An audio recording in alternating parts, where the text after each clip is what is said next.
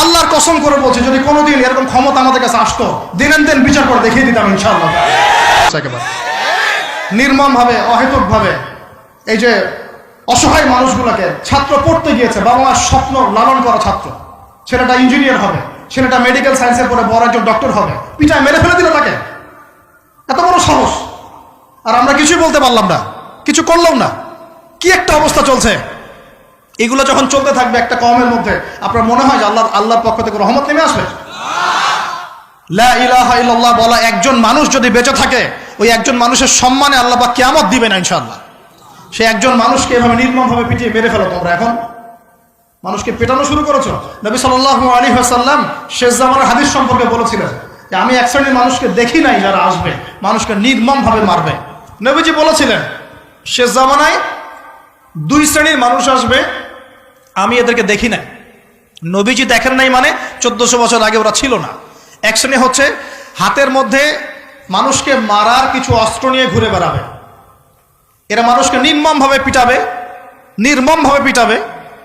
নির্মমভাবে মানুষকে পিটাবে। এই শ্রেণীকে আমি দেখিনি, এরা আসবে পরে। আর এক শ্রেণী হচ্ছে এমন এক শ্রেণীর মহিলা বের হবে যারা কাপড় পরেও নগ্ন থাকবে, নিজেরাও আকৃষ্ট হবে, অন্যকে আকৃষ্ট করবে। তো এই মেয়েদেরকে তো দেখতে পাচ্ছেন, এখন পাচ্ছেন না? তার মানে কিয়ামত কাছে না দূরে? আর আমি এখন ওই হাতে লাঠিওয়ালা ওই গ্রুপকেও খুঁজে পেয়েছি। হাতে লাঠিওয়ালা সেই গ্রুপ কোনটা জানেন? ওই যে ঘরের মধ্যে ঢুকায় যে ছেলেগুলোকে মেরে রাত্রেবেলা মেরে ফেলায়, সেটা গ্রুপের। বিভিন্ন হলে দেখেন না, হকি স্টিক নিয়ে 8-10 জন মিলে এক একটা করে ছেলেকে ডেকে নিয়ে পিটায় মেরে ফেলায়, এগুলা সেই ছেলে। এদেরকে যারা জন্ম দিয়েছে ওই বাপের জন্য ধিক্কার, এদেরকে যারা জন্ম দিয়েছে এই বাপের জন্য ধিক্কার। আর এখন এরকম লেডিস গ্রুপও বের হয়েছে, আর মেয়েদেরকেও হলে ডেকে পিটানো শুরু করেছে। তোমরা কি মনে করো যে 5 জন 6 জন 10 জন মিলে একজনকে সারা রাত টর্চার করে মেরে ফেলানোর মধ্যে সুপুরুষ? তুমি সুপুরুষ, তুমি অনেক বড় বীর। সাহস থাকলে তুমি একজন মারামারি করে দেখাও না, দেখি তোমরা এত বড় সাহস, তাহলে একজন মারামারি করে দেখাও না। আসো রিংয়ের মধ্যে আসো, তারপর দেখি তোমার কত শক্তি, আমাদের কত শক্তি। একজন 1-on-1 ব্যাটেলে আসো, দেখি খালি হাতে 1-on-1 ব্যাটেলে আসো। 8 জন 10 জন মিলে একটা বুয়েটের ছেলে, একটা মেডিকেলের ছেলে, একটা অমুকের ছেলে, তমুকের ছেলে, বাবা মায়ের স্বপ্ন লালন করা ছেলেগুলোকে ঘরের মধ্যে ঢুকাবা, সারা রাত পিটায় মেরে ফেলবা, এটাকে তোমরা সাফল্য মনে করো, বীরত্ব মনে করো? এই ছেলেগুলোকে জন্ম দিয়েছে যে পিতা মাতায়, এদের জন্য ধিক্কার আমার পক্ষ থেকে। আপনারা এইসব সন্তান জন্ম দিতে গেলেন কেন? খিদির আলাইহিস সালাম বেঁচে থাকলে ছোটবেলায় মেরে ফেলতো এদেরকে। ওই যে খিদির আলাইহিস সালাম ছোটবেলায় একটা বাচ্চাকে মেরে ফেলছিলেন না? মুসা আলাইহিস সালাম বলেছিলেন যে একটা বাচ্চাকে কেন মেরে ফেললেন? তখন খিদির আলাইহিস সালাম বলেছিলেন এই ছেলেটা যদি বড় হলে অনেক বড় কাফের হবে। আল্লাহ আগে জানিয়ে দিয়েছেন, এই জন্য আগে মেরে দিয়েছে। এই বাচ্চাগুলোকে নিতে গেলেন কেন? কোন রকম লজ্জাবোধও নাই, চক্ষু লজ্জা নাই। এরপর যখন আইন শৃঙ্খলা বাহিনী এদেরকে অ্যারেস্ট করে নিয়ে যায়, বীরের মতো হাসতে চলে যায়। ও জানে যে আমার কোনো সমস্যা হবে না, ফাঁক ফোকর দিয়ে বেরিয়ে চলে আসবে। তোমরা এগুলোকে বীরত্ব মনে করো, সুপুরুষ হয়ে গেছো তোমরা। এতই যদি ক্ষমতা থাকে, সাহস থাকে, তো একজন মারামারি করো না কেন? 1-on-1 ব্যাটেল আসো, তারপর দেখো কে জিতে কে হারে। 10 জন মিলে একজনকে পিটাবা, মনে করছো খুব বড় বীর হয়ে গেছো। এখন 10টা মেয়ে মিলে একটা মেয়েকেও পিটাচ্ছে, সুবহানাল্লাহ। তা আবার ইসলামিক বিশ্ববিদ্যালয়ের মধ্যে। এই বিশ্ববিদ্যালয়ের নাম ইসলামিক কে দিল? এটা ইসলাম? একটা মেয়েকে আপনি ঘরের মধ্যে ঢুকায় সারা রাত পিটাবেন, মেয়েটা কাঁদতে বলছে আমার পায়জামা পর্যন্ত খুলে ফেলেছে টান দিয়ে। আরে তোর মায়ের পায়জামাকে খুলে ফেললে তোর কেমন লাগবে? তোর বোনের পায়জামাকে খুলে ফেললে তোর কেমন লাগবে? কোন সাহসে তুই একটা মেয়ের পায়জামায় হাত দিস? এত বড় সাহস! আর এদেরকে আমরা তোলা করে মানুষ করি। আইন শৃঙ্খলা বাহিনী আপনারা কি করেন? ইনস্ট্যান্ট কোর্ট বসে ফাঁসি দিয়ে দিবেন এদেরকে। আল্লাহর কসম করে বলছি, যদি কোনোদিন এরকম ক্ষমতা আমাদের কাছে আসতো, দিন বিচার করে দেখিয়ে দিতাম ইনশাআল্লাহ। ফাইজলামি শুরু কর সারা দেশব্যাপী। যারা এখন বিপদগামী ছিলেন আমরা মনে করতাম তারাই এখন হেদায়েতের দিকে আসছেন, আর আমরা এখন মুসলিম ঘরে জন্মগ্রহণ করে নামাজ ছেড়ে দিচ্ছি, কুরআন পড়া ছেড়ে দিচ্ছি। এটা কি ধরনের কথা? আমার পরিবারের মা বোনরা কিভাবে বেপরদায় বাইরে যায়? আমার পরিবারের কর্তা আমি কেমন করে আমার পরিবারের স্ত্রী সন্তান মেয়েরা বাইরে বেপরদায় যাবে? কিভাবে যাবে? আমি তো পরিবারের কর্তা, আমি পরিবারের স্বামী, আমার স্ত্রী কেমন করে বেপরদায় বাইরে যাবে? আমার ছেলে কেন নামাজ পড়বে না? নামাজ না পড়ে সে ভাত খাবে কিভাবে? নামাজ না পড়ে আমার পরিবারে আমার ছেলে ভাত খাবে কিভাবে, আমার মেয়ে কেমন করে ভাত খাবে?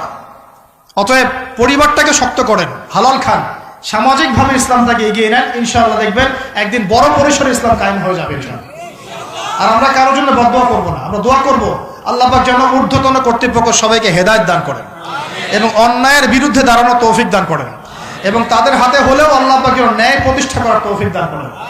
আর ন্যায় কোনটা ন্যায় কোনটা অন্যায় এগুলো এইসব প্রোটেস্ট্যান্ট মুসলিমরা আপনাদেরকে শেখাতে পারবে না।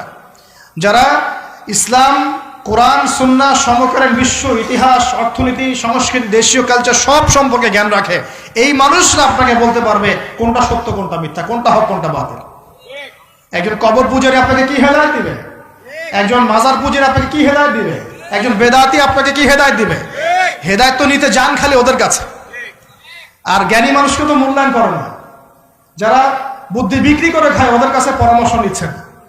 আর কিছু বিষয় বলতে বলতে মুখের ফেনা উঠিয়ে দিলাম, তারপরেও কোনোদিনও বললেন না যে হ্যাঁ কথাটা গ্রহণ করা যায়। কি আশ্চর্য! যখন একটা সমাজের মধ্যে এই পাপগুলো ছড়িয়ে পড়বে তখন আল্লাহ পাকের গজব আসবে, এটা আসবেই। প্রতিরোধ কিভাবে? প্রতিরোধ করার কোনো সুযোগই নাই, আপনাকে প্রতিকারও করার কোনো সুযোগ নাই। তওবা করে আল্লাহর কাছে ফিরে আসতে হবে, এটাই সলিউশন, এটাই সলিউশন। এই যে আমরা শহরের কথাই বলছিলাম, আমাদের সমাজের অন্যতম বড় একটা কিয়ামতের আলামত হচ্ছে উঁচু উঁচু বিল্ডিং নির্মাণের প্রতিযোগিতা। নবীজি জীবনের শেষের দিকে যে হাদিসগুলো বলেছেন, শেষের দিকে, তার মধ্যে কিয়ামতের বড় দুইটা আলামত বলেছেন। তার মধ্যে একটা হচ্ছে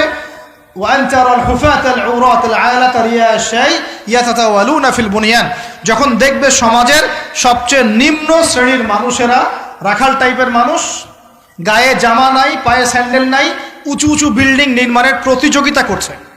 ধনীরা বিল্ডিং নির্মাণ করবে এমনটা নবীজি বলেন নাই। নবীজি বলছেন গরিব, ফকির, মিসকিন, গায়ে কাপড় নাই, স্যান্ডেল নাই, এরা বিল্ডিং নির্মাণ করবে না, প্রতিযোগিতা করবে একে অপরের সাথে। এখনকার আরব বিশ্বটা এর জাজল্যমান দৃষ্টান্ত, এখনকার আরব বিশ্বটা এর জাজল্যমান দৃষ্টান্ত। অনেক সলফে সালেহিন বলেছেন যে এই হাদিস থেকে আরবদেরকে ইশারা করা হয়েছে। এটা আমাদের ঢাকার মধ্যে চলে আসছে। আজকালকে যার এক জায়গা টাকা পয়সা ছিল না, আজকে 10 তলা 20 তলা ফ্ল্যাটের মালিক। কিভাবে সম্ভব? সুদের মধ্য দিয়ে সম্ভব, দুর্নীতির মধ্য দিয়ে সম্ভব, কালো টাকার মধ্য দিয়ে সম্ভব, অন্যের সম্পদ অন্যায়ভাবে হস্তক্ষেপ করার মধ্য দিয়ে সম্ভব। আর মাশাআল্লাহ, যার একটা 5-10 তলা বাড়ি আছে আমাদের শহরে, অন্য মানুষকে মানুষই মনে করে না, ভাড়াটিয়াকে মনে করে যে তেলাপোকা, ককরোচ, ছিছি করে তাড়াচ্ছে। কত যে শক্ত! কোনো কোনো সময় এমনও হয়েছে মানে বাড়ি ভাড়া চাইতে গিয়ে যে বেইজ্জত হতে হয়েছে, মনে হলো যে বাড়ি ভাড়া চাইতে গিয়ে মানে নিজের সম্মান নিজে নষ্ট করে ফেললাম আর কি। সুবহানাল্লাহ। কারণ যখন নিম্ন শ্রেণীর মানুষের কাছে অর্থ আসে তখন কিন্তু এদের মধ্যে কালচার আসে না, কালচার আসে না। সম্পদ আসে ঠিকই, কিন্তু কালচার, সভ্যতা আসে না। তারা অসভ্যই থেকে যায়। কাকে সম্মান দিতে হবে কাকে দিতে হবে না সেটাও জানে না। কথা বুঝতে পারছেন? এটা আমাদের সমাজ এখন চলছে, হাইলি কনস্ট্রাক্টেড বিল্ডিংস এর প্রতিযোগিতা। আর আমরা বলবো কেন, এই যে এখনকার সেকুলার রিপোর্টগুলোই বলছে বেশিরভাগ বিল্ডিং এরই দেখা যায় যে কোনো রকমের ভিত্তি নাই। এই 5-6 মাত্র ভূমিকম্প হলেই সব ধরধর করে পড়ে যাবে। আরো এই যে অহংকার, আমি একটা ফ্ল্যাটের মালিক। ঢাকা শহরে মনে হচ্ছে যেন পরিচয়ের মানদণ্ড হচ্ছে এটাই। জিজ্ঞাসা যদি করেন যে ভাই আপনার নাম কি করেন, বলবে ওই যে ফ্ল্যাটটা দেখছেন 10 তলা ওইটা আমার। ভাবখানা এমন যে এটাই তার পরিচয়ের মানদণ্ড। সে কি করে, তার শিক্ষাগত যোগ্যতা কি, কোন প্রফেশন, এগুলো বড় কথা নয়। ওই যে ফ্ল্যাটটা দেখছেন 6 তলা ওইটা আমার। অনেকে এসে পরিচয় দেয়, আমি অমুক পার্টির অমুক, আমি অমুক পার্টির তমুক, আমি অমুকের সাধারণ সম্পাদক, আমি অমুকের সভাপতি। এগুলো পরিচয়, এগুলোই মানুষের পরিচয়। আমি অমুক দল করি, তমুক দল করি। পরিচয় কি তোমার? তুমি কি এই পরিচয় দিয়ে কাল কিয়ামতের মাঠে আল্লাহর সামনে দাঁড়াবা? তোমার পরিচয়টা কি? পরিচয় হচ্ছে তোমার শিক্ষাগত যোগ্যতা কি, তুমি সমাজকে কতটুকু সার্ভ করতেছ, তোমার ইলমি যোগ্যতা কি, তুমি 5 ওয়াক্ত নামাজ পড়ো কিনা, তুমি ইসলামপন্থী কিনা, তোমার সুন্নত আছে কিনা, তুমি দিনের জন্য কি করো, এগুলো তোমার পরিচয়। আল্লাহ রাব্বুল আলামিন আমাদের কথাগুলো বোঝার তৌফিক দান করুন। আমাদের সমাজে হাইলি কনস্ট্রাক্টেড বিল্ডিংস এর এগুলোর প্রতিযোগিতা চলছে। দেখেন, বিল্ডিং নির্মাণ করা পাপের কিছু নয়, কিন্তু এগুলোর মধ্য দিয়ে অহংকার করাটাই পাপের। আর অহংকার করলে আল্লাহ পাক এগুলোকে ধসিয়ে দিতে সময় নেবেন না। আল্লাহ পাক আমাদেরকে বোঝার তৌফিক দান করুন। আমাদের সমাজে রন্ধে রন্ধে এগুলো চলছে।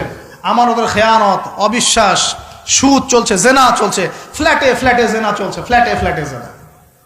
জেনা মানে শুধু শারীরিক ইলিগেল ফিজিক্যাল রিলেশনশিপই নয়, জেনার মধ্যে চোখের জেনা আছে, কথার জেনা আছে, চলাফেরার জেনা আছে।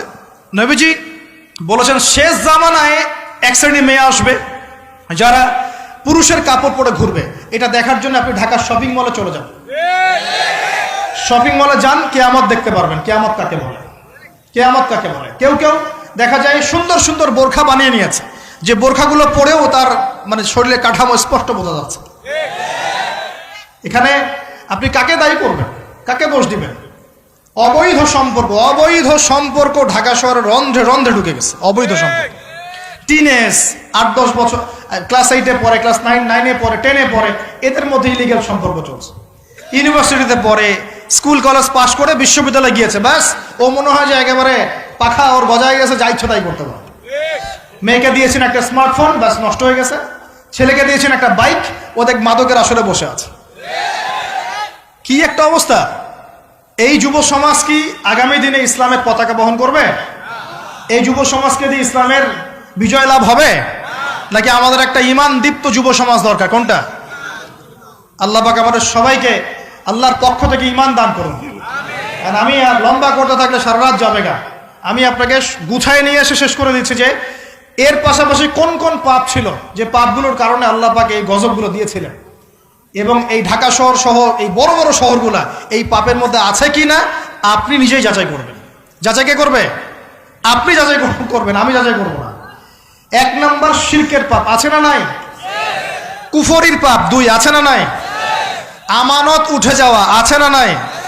আমানত উঠে যায় নাই? কোন জায়গায় আমানত আছে? কেউ বলছে যে আমি জনগণের কল্যাণে নিজেকে নিয়োজিত করেছে, উপর থেকে হাতি আসলে ও খাইতে খাইতে খাইতে মাসি বানায় দেয়, তাই না? এগুলো একটা বাজেট আসছে 1 কোটি টাকার, দেখবেন আস্তে আস্তে আস্তে 10 লাখ টাকায় নেমে আসছে, শেষ না? এ খাবে 10, ও খাবে 5, এ খাবে 5 করতে করতে করতে জনগণ খাবে 10। তা আমানত উঠে যায় নাই সমাজ থেকে? 3 নাম্বার আমানত উঠে যাবে। 4 বিশ্বাস উঠে যাবে। বিশ্বাস উঠে গেছে না?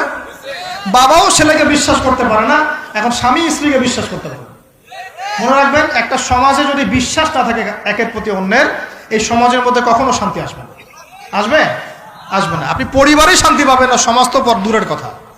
এবার আসেন 5 নাম্বার হচ্ছে মাপে কম দেওয়া। মাপে কি ভাই? এই মাপে কম দেওয়াটা আমাদের সমাজে পাপের মধ্যে নাই? ব্যবসায়ী যারা আছেন সতর্ক হয়ে যান। আপনি যদি মাপে কম দেন, এই পুরো রিজিক আপনার জন্য হারাম হয়ে যাবে। আল্লাহ পাক বলেছেন এই মাপে কম দেয়া হারাম রিজিক খেয়ে ইবাদত করলে ইবাদত কবুল হবে না।